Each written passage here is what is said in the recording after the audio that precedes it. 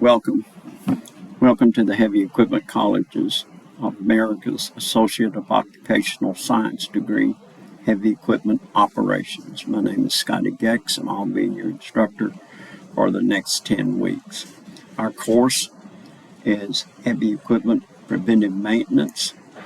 Each week, we will cover a different subject related to heavy equipment preventive maintenance. Each week will be considered a module consisting of items such as an overview of the module, reading material, assignments, quizzes, and our discussions. So you can see on the screen right now what you're looking at is actually what we call either week 1 or module 1 right here.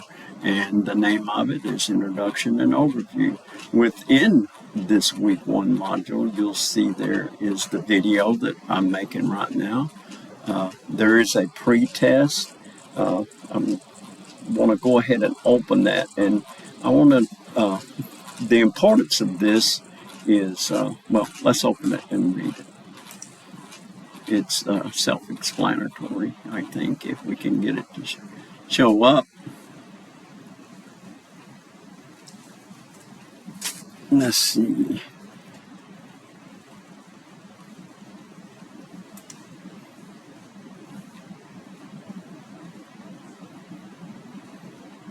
All right, here's why I wanted it up. We're not going to go through the test because I want you to. This is not going to be, let me read it. The following is a pre-test to assess your current knowledge of heavy equipment preventive maintenance. The test will help identify areas of individual strengths and weaknesses, providing guidance and structuring your learning experience. Your grade will not be counted toward your academic progress in the course. However, for completing the test, you will receive a score of 100, which will count toward your course grade. This test is remotely proctored. Please do not change tabs, leave the test, or move away from your computer unless necessary. The test contains, I don't think it has 21 questions. Let's see right quick. I thought it was a little bit shorter. Maybe I was wrong. 20 questions. So, kind of glad we did that. Not much difference than 2021. So these are mostly like this first one. Here's a gimme right here. What does an OEM? What does OEM mean? It's an original equipment manufacturer. So there's one gimme. It says you've got 90 minutes to complete this exam right here. Now, enough of the exam. But I want you to get that done during this first week. Well, let's get back to where I was, if I can.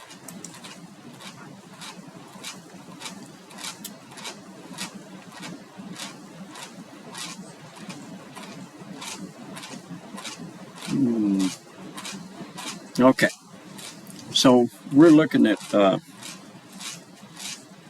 week 1, and I kind of went over quickly what it consists of, but going down this list, this week, this is a module. This thing right here, we call the modules a week. A week contains a module. Within the module, in this case, we have this orientation video that I'm doing right now.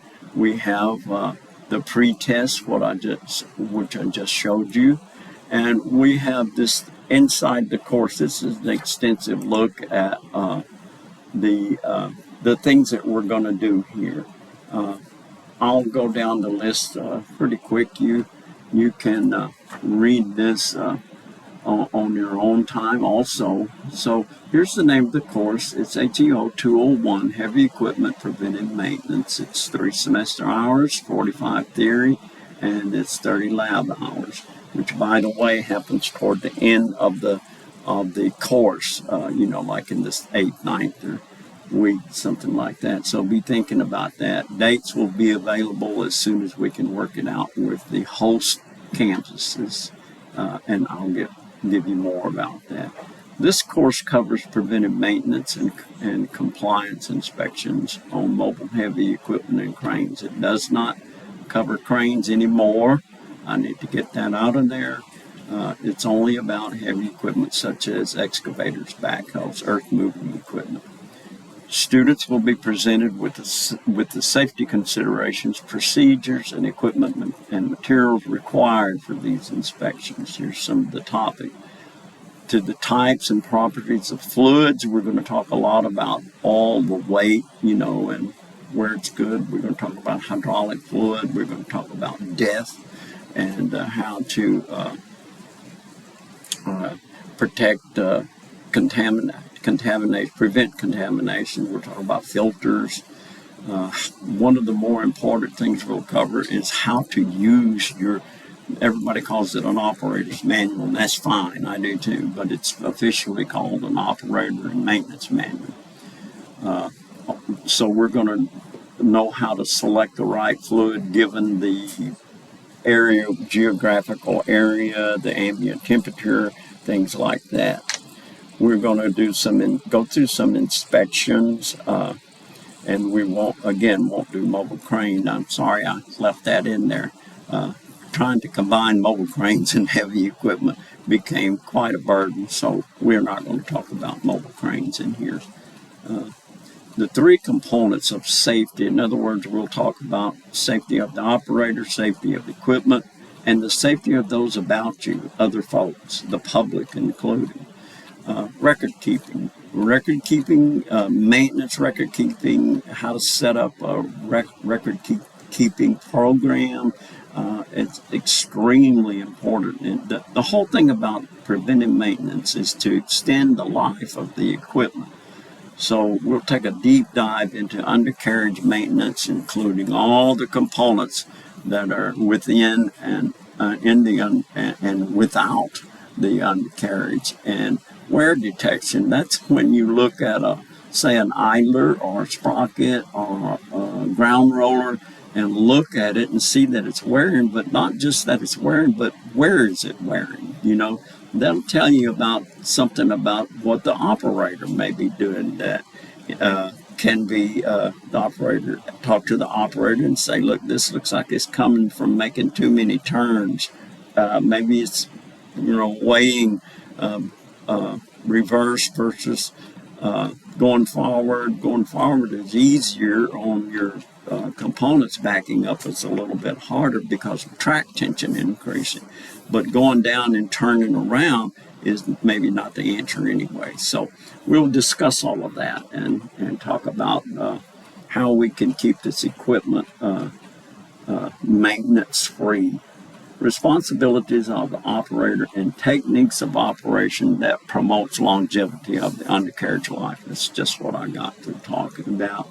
Let me go back and get back on track here. I've got my outline down here that I try to follow. I get to talking about things. So I talked about the module. I talked about, we still look at the components of it right here. In this case, here's the pre-test. This is what I just showed you what was inside this course.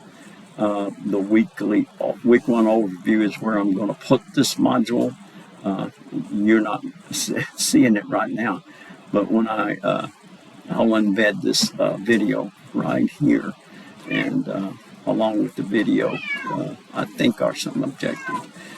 Instructional resources there'll be instances when I ask you to go read something or give you an assignment. Your ebook will contain, I believe, some scenarios or questions or things like that. We may refer to that and have you do some different kinds of scenarios or solve some problems, things like that. Now, each week during the module, we will have a tailgate. Now, our tailgate is, let's read about it. I think we'll go ahead and open this, and that way we better understand what we're looking for in the discussion. So here we say, welcome to the tailgate. On most job sites, the shift will begin with a meeting at the tailgate of the supervisor's truck to discuss the day's objectives and have a question and answer session, talk about safety, and maybe even tasks that are to be formed. So we're going to use the tailgate in the same manner, and our focus may change in relation to where we are in the course. In other words, if we're talking about the undercarriage, we may want to have a discussion about the undercarriage. Or if you would like to talk about something, just let me know, and we'll see how it fits in with what we're talking about. I have a lot of tailgates about things like leadership, culture in the construction industry, the employment gap we have in the skilled trades sector. There's just not enough people to do the jobs that we're needing to do throughout the country. There's a lot of jobs out there. If you can't get a job in construction, give me a call because everybody I talk to that's in construction is looking for good people. So remember to follow the tailgate guidelines as shown above in the, no, I took them out. It's going to be shown down here. So the success of any team is whether a construction or football team depends on whether it's a construction or a football team depends on the effective communication. Now listen, we have advisory committees. The biggest thing I hear when we say, what do you guys need from us? Well, a lot of our employers are repeat customers. In other words, a lot of grads go to the same, are recruited from the same contractors. So the biggest deal, honestly, is communication. Can you teach the student how to communicate? We're so caught up in texting and things like that. Formal communication, formal written communication, especially, has flown out the window. We do the IDKs for I don't knows and things like that, and it's become, I'm guilty of it. But just remember, we're going to work on that. So learning is not a spectator sport. It occurs during the exchange of communication.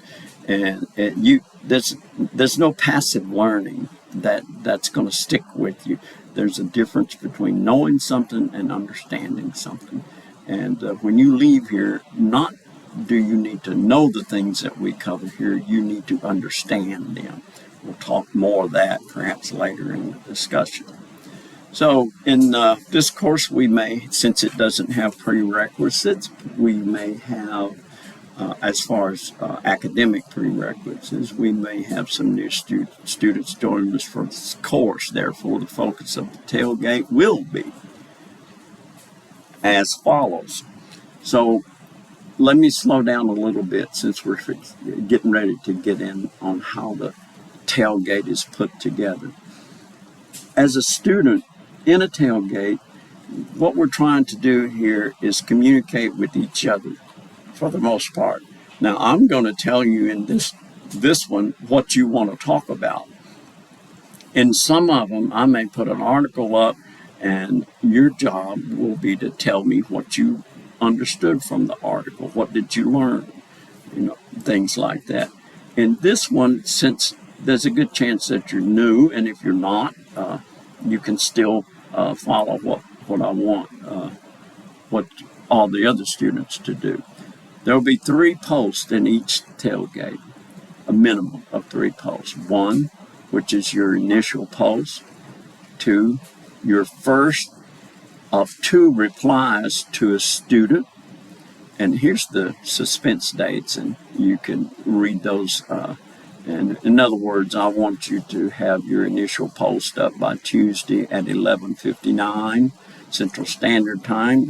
I live in that time zone, so that's what we'll use when we're talking about what time it is. Your first of 2 replies to a student must be submitted by Thursday. Now, this is your second post. Must be submitted by Thursday before midnight. So for your initial post, let's go back up here. I want you to introduce yourself and give a brief biography. Just tell us something about you. If you're currently employed, let us know what you're doing and are you full-time or part-time. In your first of 2 replies, that was your initial post to another student, it must be submitted by Thursday at before midnight, 11:59 Central Standard Time. I want you to, if you have questions of me, put them up there, like what kind of experience do I have, just things like that. I will jump in and out of a discussion, and I'll see if I can get in there in time to answer some of your questions. But if you do have questions like that, you'll get to see my background here in a minute.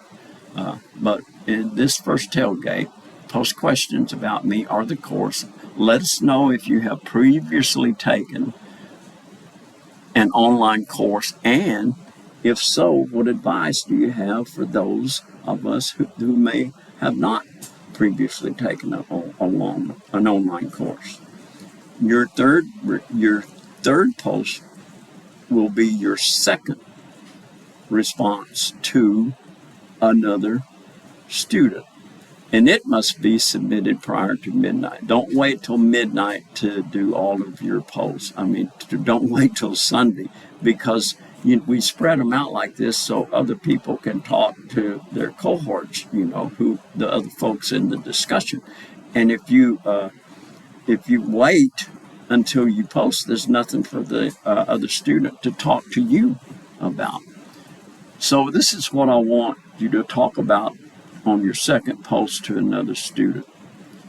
What are your concerns as we prepare to move forward? I want you to tell me your concerns, if anything. And I want you to ask that student, what, if any, concerns do they have? The 3 posts above, which are initial, first of 2 responses to another student, second of 2 responses to another student, will be there every single time unless otherwise instructed. Oh, I did say will be in each tailgate.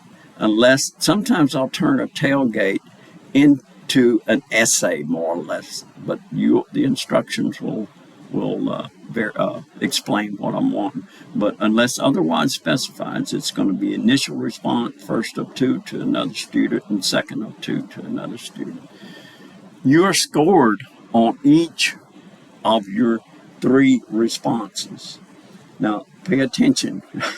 Each response is worth up to 35 points. In other words, depending on the quality of your initial posts, and that means, is it intellectually engaging? Your grammar's good. Your sentence structure is good. You made it interesting. You question some things. Stuff like that I'll be looking for. So keep in mind you're scored, okay? So depending on your, each response is worth up to 35 points. And that depends on how well your response is. So forgetting, and that happens, I see it happen a lot. I guess my students get in a hurry, and they'll get 2 posts in there, and they submit, and they're gone, they're done. Well, guess what?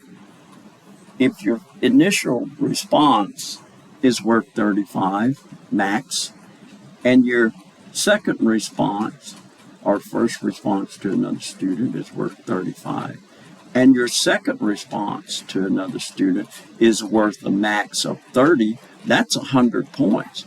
So if you leave that last response or that second response to another student, if you forget to do that, you just lost 30 points out of 100. So you'll get a 70 if, and only if, your initial and your first to another student is a quality post. If you leave out 2, 1 is a 35er, and another is a 30, the most you're going to make is 35 points. So if you don't understand that, you need to get in touch with me, because this happens more than it should. And I don't know if it's forgetting to put the response in or it's just not understanding the tailgate requirements. Also, remember this. We're going to a page called the home page here pretty quick. And from that page, there are links, and we'll go over that. And there's a link to the tailgate requirements on there. So if you forget all of this, go back to the home page, and you'll see what that is momentarily in just a minute, as a matter of fact. So that's the tailgate for the first week or the first module in the course. Now, let's get back on track, back to the weeks. Okay, now you can see week 2 will be coming up, and it'll have basically the same things in it, including a tailgate. And this is going to be a one that I'm interested in, how you're going to manage your time. Before I continue, let me emphasize one of the it's imperative, let me put it that way, that you ask questions when you don't understand something. It's imperative if you get behind that you let me know that you're behind and you need some time to catch up. Let me know if you have an illness or something like that. But the big deal is don't be sitting at home not understanding something and not doing anything about it. I want you to remember the term self-advocacy. That's the ability to speak up for yourself. So do that. You should. That's the first thing a child learns as it matures, is the ability to ask for help instead of screaming or instead of just sitting there. So if you don't understand something, if you don't remember something, and if it takes 2 or 3 times for me to understand it, for me to explain it, I don't mind that. I can do that. Okay, so I'm going to jump back now to, notice before I leave, right here is a video, Introduction to Canvas for students. I would suggest that you go through it, even if you have had Canvas before, maybe as a refresher, it would help. Or maybe you had Blackboard instead of Canvas as a learning management system. This will introduce you to Canvas. Also, let's see. So we got the tailgate.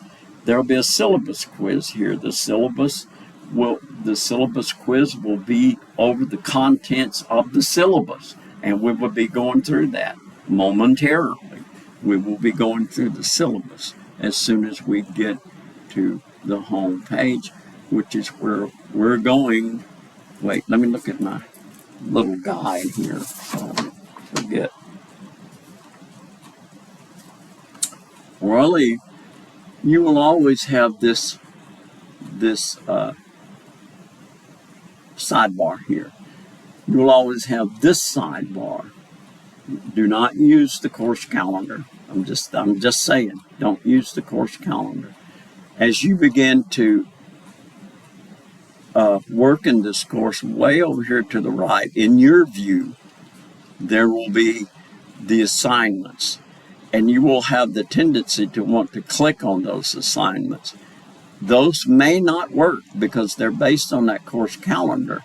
And if we're not in sync with that calendar, which is why I don't use it, because it's easy to get out of sync with it, your due dates will be different. Or the subject you need to be working on might be different. So just remember, you really don't need a calendar. You will get due dates. Here's one for this tailgate in week 1. So we're starting on October 7th. You have until October the 13th, which will be on a Sunday, most likely. Most of our due dates are on Sunday. If we start on the 7th, it'll be due on the 13th, which is Sunday, October the 13th, Sunday. So that's when it's due. And they'll show up right here. So that's all you need to know is we start with week 1, and next we go to week 2, we go to week 3, etc., etc. So let's get to the home page because we have a lot more to talk about. This is like your go to a place when you don't know what to do. And also call me when you don't know what to do. And we'll get to my contact info here. Going down through here, and this will be the ones that have an eyeball, as you see I'm looking at. You won't see any of these in your, from assignments on down. You won't see those. You don't need to see those. What you will see is from here up in each of your modules. So this, and we're at the home page now. So even in your, when you're in week 1 or week 2, you can go to the modules. You can look at your grades. This is a big blue button. What this is Canva's version of a Zoom. We may have one of those, 2 of those during this 10-week course, depending on how we're doing. If we're keeping up, there won't, most of it will just be me doing a one-way video that you can pause and write down things that I'm talking about or pointing to. And I'll have lots of visuals for us to look at. So that's what big blue button is. If I send out an announcement, which I'll do from here, if I send out an announcement, all of you will get a notification email to go read the announcement. That is so important because I'm telling you something has changed, or we're going to do this instead of this, et cetera, et cetera. You know, so be sure and check your emails constantly, or often, let me put it that way. I've never used chat. I think it's where you can talk to other students, and don't care if you do, as long as you are respectful and don't use profanity and things like that. Anything we do, we need to learn how to talk without using F-bombs and things like that. Construction has changed, especially since I first came in it. And it's still a little bit rough when it comes to oral communications, but I'd like for us to grow up a little bit and see if we can't learn how to talk without the risk of offending others. That's professional. That's pure professionalism. If you ever wonder what that means, that's what it means. Respect of other people. Let's see where I'm. Okay, so you won't see these, but they'll come out every once in a while. This is for me to work with. And but don't forget the big blue button is there. Now, back to the home page. Here's the course, Heavy Equipment Preventive Maintenance. Begins on the 7th. Here is the syllabus. Now, I'm going through this, but I want to point to the course calendar. No need to use that. You can look at this. This repeats what's in the syllabus, but it's your textbook. This will take you right to modules wherever you had the, whatever the last one you was on, or just may take you to module 1, I forgot. This is the tailgate. This is what I want you to be thoroughly familiar with. This goes in depth as to what we just covered for the week 1. This talks about what kind of post I want you to have. And this stuff down in here has a lot to do with how I'll be grading your post. I'll be looking at intellectual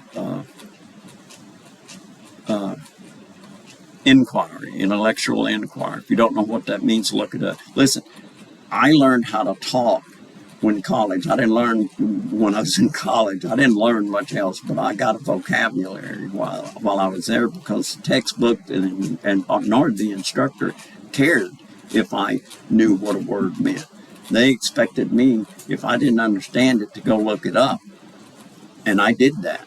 So that built my vocabulary. So this is an opportunity, if you need to expand your vocabulary while you're here. Also, if you don't understand a word in some kind of scenario or explanation, you're going to miss it. You're not going to understand that scenario. I had a habit of thinking or making up things, moving on past, but that didn't work. My grades started dropping off sharply, and so I began to look things up. And so don't let me get off on that soapbox. I just want you to take full advantage of your investment. I'm going to do the best I can, and I want you to do the best you can. You know, you let me know when things aren't going well for you or you don't understand something. And once you get off of it on one of these links, when you want to go back to the homepage, go here, click here, and here we are. Now, again, there's the tailgate. That's where we just left. And this, if you want to go back and look at this after, this is me, honestly. It's weird how that got there. It was just purely, this is in San Bernardino, California, and I'm training at a campus that we have out there. And so that's this picture. But I was in the CAV unit in the military, the 1st of the 10th Buffalo Soldiers. Hoorah. I have a Bachelor of Arts in Psychology. I got it at Southeastern Oklahoma State University in 1988. I have been, I kind of let it lapse, but for years I was a certified master trainer with the National Center for Construction Education and Research. For 5 years, I was a certified craft instructor for heavy equipment colleges of America for 10 years. And I've been a certified craft instructor for heavy equipment operations at Combis Technology for 3 years. My oil field and my construction kind of overlap, really. Oil field first, actually, and then I got to a point where I just wanted to get into dirt work, so I got into civil construction. I got 25 years, and I put that down there. I really do have a lot more than that, but I don't want to let. I'm getting pretty old now, so I have at least 25 years in construction and oil field service, inland and offshore. So I've been around a little bit. I have a lot of background in training, and that's probably my most valuable asset as far as we're concerned with what we're doing here. So back to the home page. I need to go through this. I'm required to go through this syllabus. It's going to take a minute, but remember we have that I think it's a 6-question quiz over the syllabus, but it's an easy 100 points. It's in week 1. I didn't show you that because I feel like it should be up to you to retain some of this stuff in the syllabus. It is some need to know stuff that we're going to talk about. So let's open it up, and let's. If I have the wrong date, I use the same syllabus from course to course, and I do pretty good at making sure I change everything. So. We'll see how I did this time. So here's my information again, and the most important thing I want you to understand is this is the way to get in touch with me. Honestly, the best thing you can do is to call me. I keep my phone with me almost all the time. And, I mean, like pretty much all the time. And I don't mind phone calls. I don't mind them. Like here, it says my office hours are from 12 to 8. You know what? That's when I'm supposed to be available. I don't care if it's 10 in the morning, and I don't care if it's 7 in the evening, as long as it's not 11 p.m. or 3 a.m. in the morning. And you'll find that I'm pretty available for a phone call. Also, this is my email, and it's the one I check daily. Canvas messaging. You can go over here to this blue or purple or whatever it is, and see this where my little hand finger's pointing. This is the inbox. If I punch that, a text box is going to open for you, and you can send me a message through that. I'll get it in the form of an email, and I can respond to it. If you're going to send me things with an attachment of some kind, like in a communication, use the email. I don't know how Canvas Inbox works with an attachment, but this is important. Let me move on. HEO Heavy Equipment Operations, Fall 2024. The course number is There it is, HEO201. And it's the fall semester. Here are the dates of the course. We're going to start on the 7th of October, which is not too far away. And we're going to shut this thing down, course down around December the 16th. There's no meeting day or time. It's all online.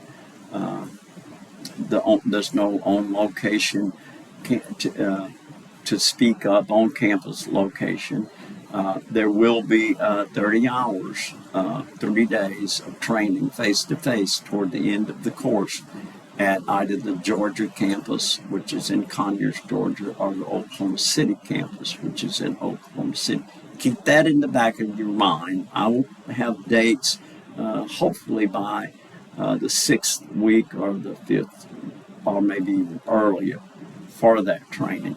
This is a have-to graduate. So if you're having problems meeting this, let me know ahead of time, because we have to have this 30 hours of face-to-face in-person training for you to graduate. I've already gone over the course description. I've gone over what we're going to be looking at, and let's get into the course requirements to schedule the materials and the text knowledge. You will have an ebook called Fundamentals of Heavy Equipment.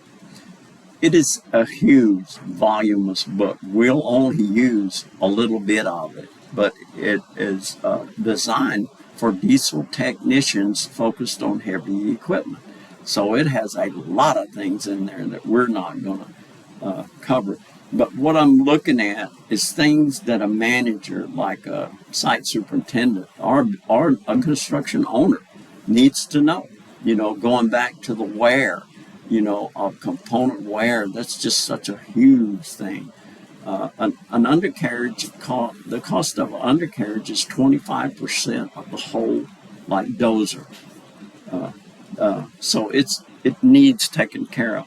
And that, your boss is going to expect you to take care of it. But we're going to give you the information that, not to be a technician, but to understand why it's more wear on the track or the sprocket to go in reverse in a dozer than it is to go forward. We're going to teach you why that's a fact.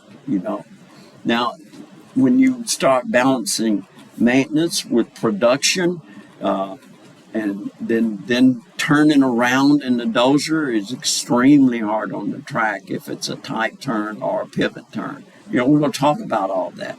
So, but we can't afford sometimes to not back up when we consider that we're slot dozing, let's say, and to turn, and we're only going 100 feet or 150 feet to turn around every time and drive back.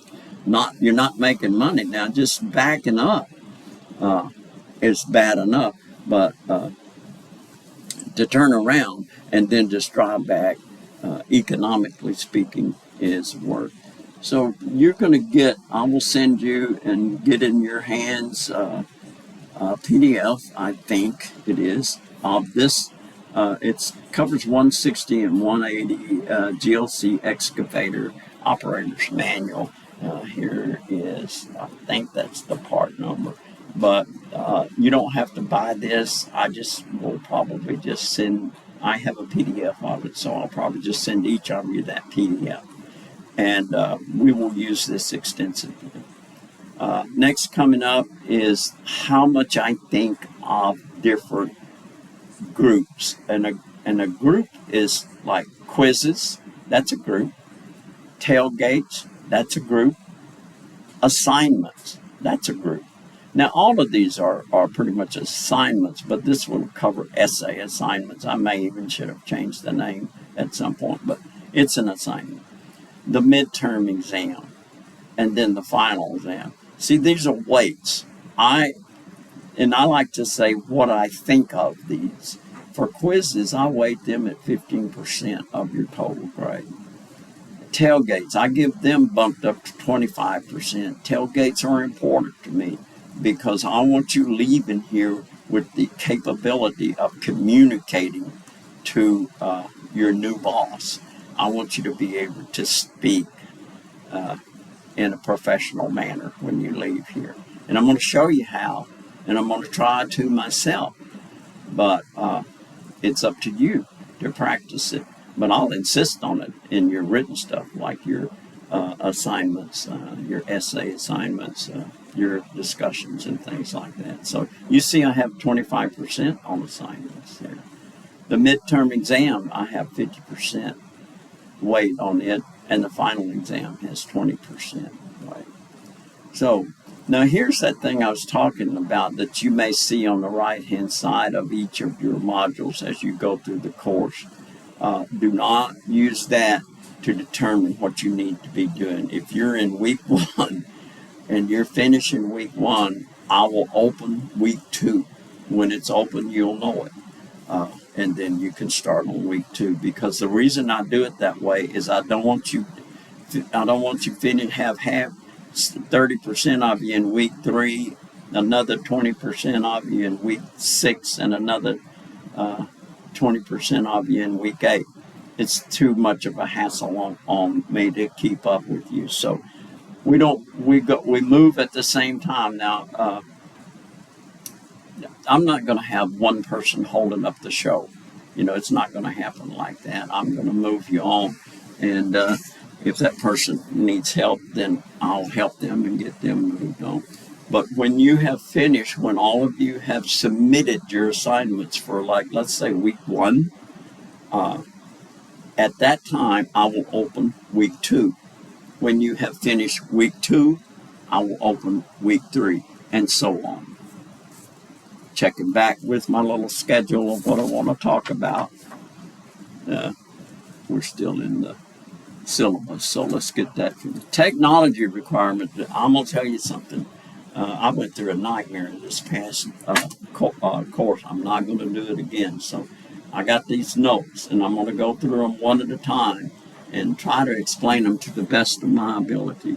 The first thing, when we're talking technology, we're talking about IT stuff, okay? The first note that I thought of that do not use the Canvas mobile app that's on your phone. I'm not saying don't put it on your phone. Don't use it for quizzes. For some reason, it tends to sometimes not let you see images. Now, most of the things, a lot of stuff that we'll be doing will have a question that refers to an image. Had a student used his phone just this past final exam, during the final exam, couldn't see any of the images. Nightmare, nightmare. All right. So you got that. Do not use your phone. Now, if you want to look on Canvas and look at something, you can do that, but if if it's a quiz, don't do it. It's happened twice. Your quizzes will be remotely proctored using an application called Proctorio. Maybe some of you have used that. So that means you're going to be watched by a machine. It's going to know if you close a tab, open a tab. It's probably going to know if you get up and walk away.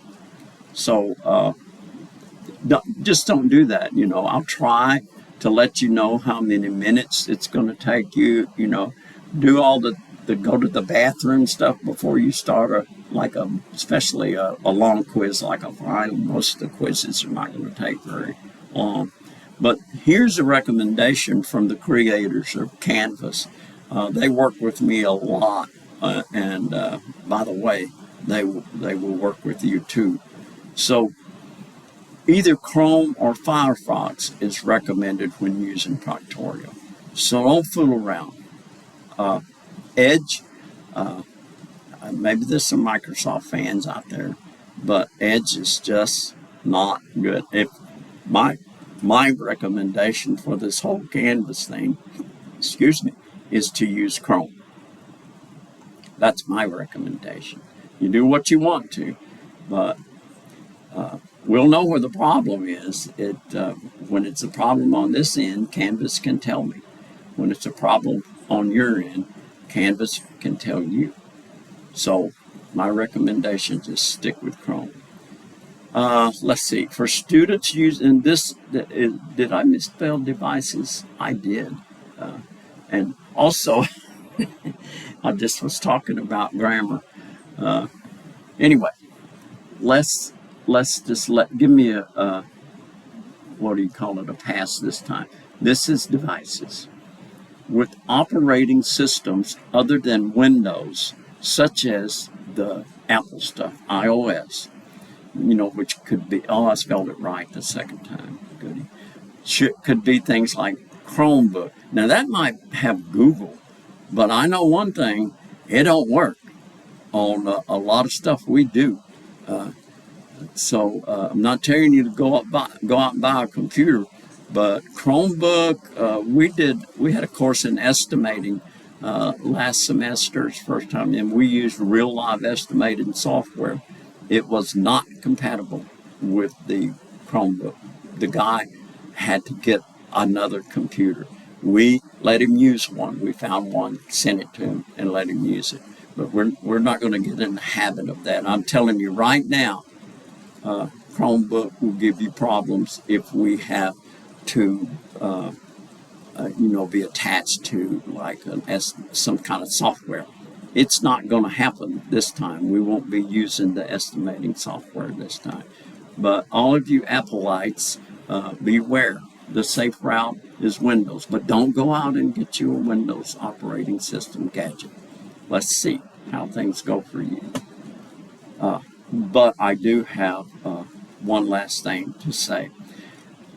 All the Apple stuff, the iOS stuff, when in files, I'm not sure exactly how it works on your end, but when you create a file, like let's say we have an assignment, and I tell you to take a photo, do it on a piece of notebook paper. Sometimes you do that. Sometimes you can do it within the text box that Canvas supply. But any file that you send to me, if it comes from an Apple or iOS product, it will be an HEIC file, and I will not convert it for you. You must convert it before you submit it, either to, look at my cursor, either to .jpeg or .png. So that's an HEIC file. I'm not going to do your converting for you. That's one of the my daughter loves Apple, but I'm not going to fix it so it's compatible with the things I got to do in Canvas. So convert it. There's a converter. I've even seen software that will convert it for you, but you convert from HEIC, which is the file for Apple products. You go ahead and, before you submit it, convert it to .jpeg or .png. Also, there's something out there called Chromecast or something, Chromescan. I couldn't get it to work either, so don't use it. I think it's called Chromescan, but it's some kind of Google product, and I'm not going to fight with it. Get it in JPEG or PNG. Okay, so here's the equipment finally. You need a PC, you need a Mac or desktop or any of that kind of stuff, and high-speed internet access. That's what you'll need at the minimum.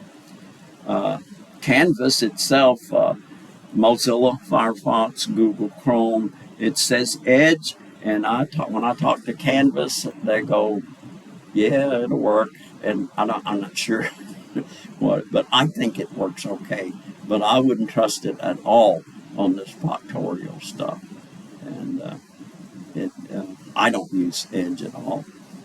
I'm a Chrome guy, have been. So let's see. There it is right there. Photos are saved and used for submission. They must be in JPEG or PNG. I will not accept HEIC files. So I forget where the help is in Canvas. It's over here somewhere, right there. I don't know what's in there. Never used it. But I'll tell you what, where are we here? It says Select Health, and they have 24/7, trust me, support, because I've stayed up late at night with them trying to fix things. So you can, I think you can email Canvas, it looks like, but I think it's support.canvas or something, but I'm not sure. But I know that this hotline right here works, and I know they will get back with you. And you may have to give them an hour, but I never have trouble, and they don't know if I'm a student when I call, but they get right back to me.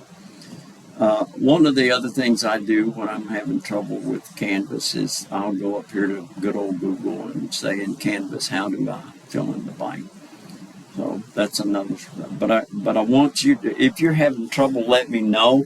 But you're the one that needs to call Canvas, because they like to start at the problem. So if you're a student having problems, then you need to call them, because they'll want to see what's happening on your end.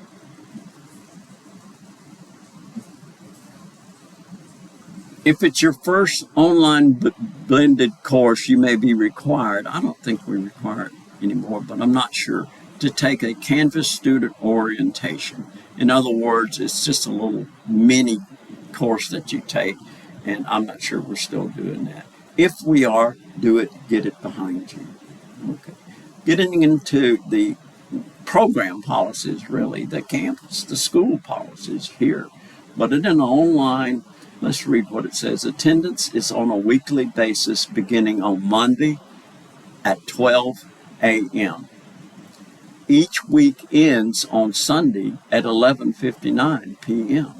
In a distance education context, documenting that a student has logged into an online class is not sufficient by itself to demonstrate academic attendance by the student. The class instructor must demonstrate that a student participated in class or was otherwise engaged in an academically related activity, such as by contributing to an online discussion, the tailgate. So the tailgate, or a quiz, or an assignment would count as you being there if you do one of those during the week. It's not hard, guys, but if you don't do anything during that week, you will get a 0 for the week. And I'm going to tell you, we don't tolerate very many zeros. I don't know what it is now, but a couple of weeks of non-attendance puts you on some kind of probation, I think. So 2 weeks absent in a row in this course is almost a deal breaker for you to successfully navigate the course. Maybe, maybe not, but I would try to do all of my assignments and get them in on all time. I have skipped something, I feel, and it has to do with exams. Let me look at this right quick.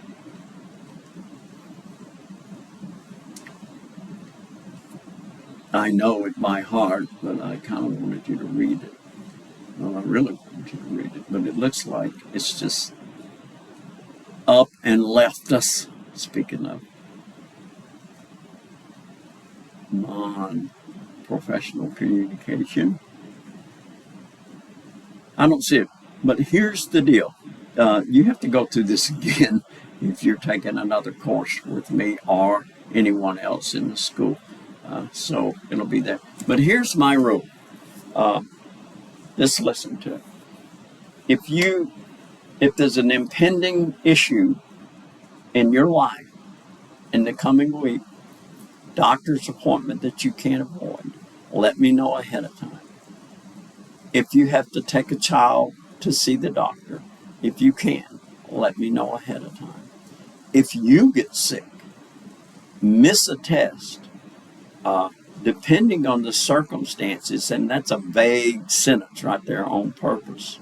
Depending on the circumstances, like where you are in the course, what your grades are in the course, I'll let you make it up. But it depends on where you are in the course, your grades in the course, and your participation in the course. So if you miss one, see what we can do. But get in touch with me as soon as you can after you got done missing. All written work must be saved and submitted. I've already talked about that. So the attendance is something you'll want to know. It'll be on the syllabus quiz. If you have late work, let's say you make up a quiz, for instance, or make up an assignment, for instance, late work is accepted up to a point. And I don't have that point yet, but you'll know it when I get there. But late work may be accepted. If you're a day late, I'm going to charge you 10% of your grade. If you make 100, you're going to get a 90. So late work is acceptable, but it's going to cost you. If you have late work 5 days in a row, I'm going to have to refer you to the do you get to stay here or not committee. And let's not get there.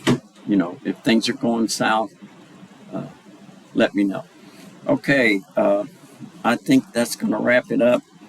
I hope that I've given you an idea, at least, of what to expect from me. You can expect fairness, understanding, but it's my job to put out a good product. This is an assembly line, no offense, but we bring raw material in here, we process it, and then we try to sell it to an employer, and what we're after is repeat business from that employer. So I need to put out a good product, and you need to help me do that. It's to your benefit and my benefit. Okay, I'm looking forward to this. This is it's an interesting course. I also teach the SOILS PS101 course, and probably have to go through this again, but we'll get through it. That's all for now.